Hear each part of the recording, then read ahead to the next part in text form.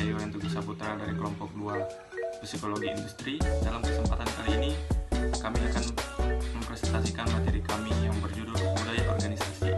Kelompok kami beranggotakan 8 orang. Yang pertama, Vidi Ayuni Lasari, Serina Sapitri, Rizal Ainun, Rizky Pradirorong, Muhammad Raja Yusuf, Mulham, dan yang terakhir Munias. Secara harafiah, kata organisasi berasal dari bahasa Yunani, organon, yang berarti alat atau instrumen. Arti kata ini menyiratkan bahwa organisasi adalah alat bantu manusia. Jadi ketika seorang mendirikan sebuah organisasi, tujuan akhirnya bukan organisasi itu sendiri, melainkan agar ia dan semua yang terlibat di dalamnya dapat mencapai tujuan lain lebih mudah dan lebih efektif.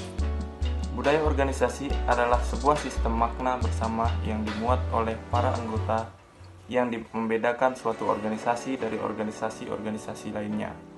Organisasi-organisasi lainnya, sistem makna bersama ini adalah sekumpulan karakteristik kunci yang dijunjung tinggi oleh organisasi.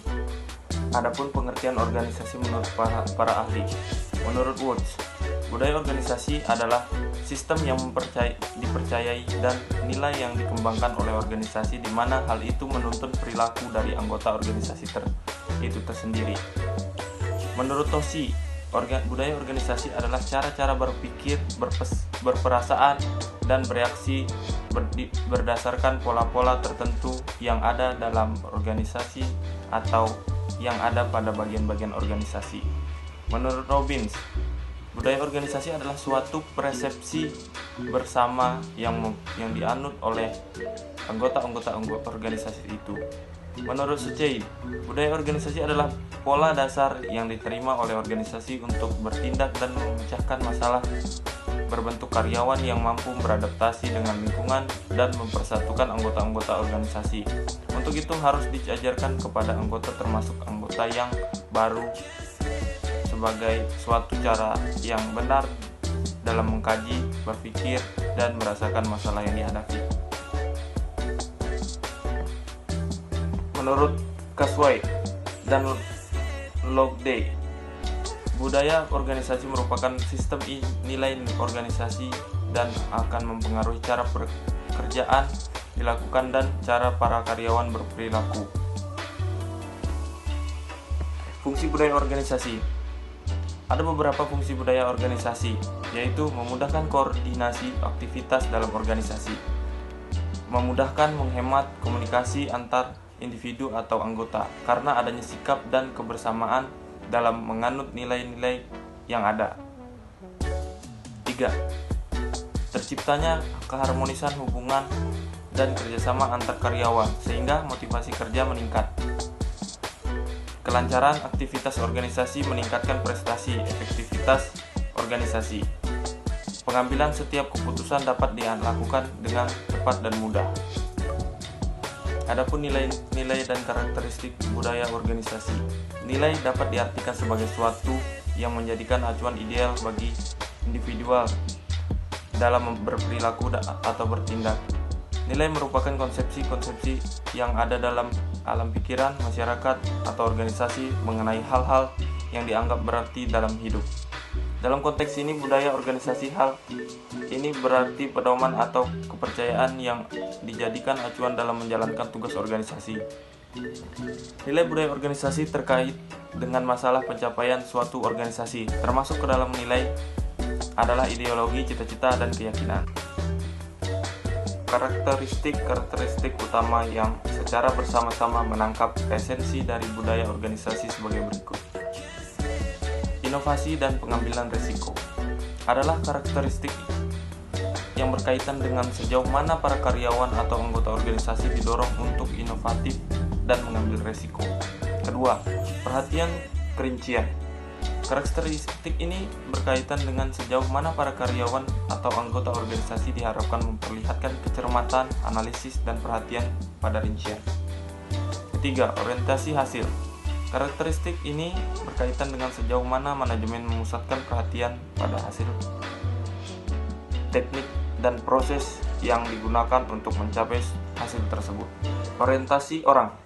Karakteristik ini berkaitan dengan sejauh mana keputusan manajemen memperhitungkan hasil kepada orang-orang yang di dalam organisasinya. Orientasi tim. Karakteristik ini berkaitan dengan sejauh mana kegiatan kerja diorganisasikan sekitar tim-tim, bukannya individu-individu. Keagresifan. Karakteristik ini berkaitan dengan sejauh mana individu-individu dalam organisasi memiliki keagresifan dan sikap kompetitif. Yang terakhir, kemantapan. Karakteristik ini berkaitan dengan sejauh mana kegiatan organisasi yang melibatkan individu di dalamnya mempertahankan status quo dibandingkan dengan pertumbuhan. Jenis-jenis budaya organisasi. Yang pertama, budaya normatif. Dalam budaya seperti itu, norma dan prosedur organisasi sudah ditentukan sebelumnya, dan aturan dan peraturan ditetapkan sesuai dengan pedoman yang ada. Karyawan berperilaku dengan cara yang ideal dan secara ketat, mematuhi kebijakan organisasi. Tidak ada karyawan yang berani melanggar peraturan dan berpegang teguh pada kebijakan yang telah ditetapkan. Budaya pragmatis. Dalam budaya pragmatis lebih banyak penekanan diberikan pada klien dan pihak eksternal. Kepuasan pelanggan adalah motif utama karyawan dalam budaya pragmatis. Organisasi semacam itu memperlakukan klien mereka sebagai dewa dan tidak mengikuti aturan yang ditetapkan. 3. Budaya akademik. Organisasi yang mengikuti budaya akademik memperkerjakan orang-orang yang terampil. Peran dan tanggung jawab didelegasikan sesuai dengan latar belakang, kualifikasi pendidikan, dan pengalaman kerja karyawan. Organisasi yang mengikuti budaya akademik sangat khusus dalam melatih karyawan yang ada. Mereka memastikan bahwa berbagai program pelatihan dilakukan di tempat kerja untuk mengasah keterampilan karyawan. 4. Budaya tim bisbol. Budaya tim bisbol menganggap karyawan sebagai milik organisasi yang paling berharga. Karyawan adalah aset sebenarnya dari organisasi yang memiliki peran besar dalam keberhasilan fungsinya. Dalam budaya seperti itu, individu selalu memiliki keunggulan dan mereka tidak terlalu peduli dengan organisasi mereka. Agen periklanan, perusahaan manajemen acara, lembaga keuangan mengikuti budaya semacam itu. 5. Budaya klub. Organisasi mengikuti budaya klub sangat khusus tentang karyawan yang mereka rekrut. Individu dipekerjakan sesuai spesialisasi, kualifikasi pendidikan, dan minat mereka. Masing-masing melakukan apa yang terbaik untuknya. Karyawan berpotensi besar dipromosikan dengan tepat dan penilaian adalah fitur reguler dari budaya semacam itu. 6. Budaya benteng. Ada organisasi tertentu di mana karyawan tidak begitu yakin tentang karir dan umur panjang mereka. Organisasi semacam itu mengikuti budaya benteng. Karyawan diberhentikan jika organisasi tidak berkinerja baik. Individu paling menderita ketika organisasi mengalami kerugian. Industri pialang saham mengikuti budaya semacam itu. 7. Budaya pria tangguh. Dalam budaya pria tangguh, umpan balik sangat penting. Kinerja karyawan ditinjau dari waktu ke waktu dan pekerjaan mereka dimonitor secara menyeluruh. Manajer tim ditunjuk untuk membahas pernyataan dengan anggota tim dan membimbing mereka kapanpun diperlukan. Karyawan selalu diawasi dalam budaya seperti itu. 8. Budaya mempertaruhkan perusahaan.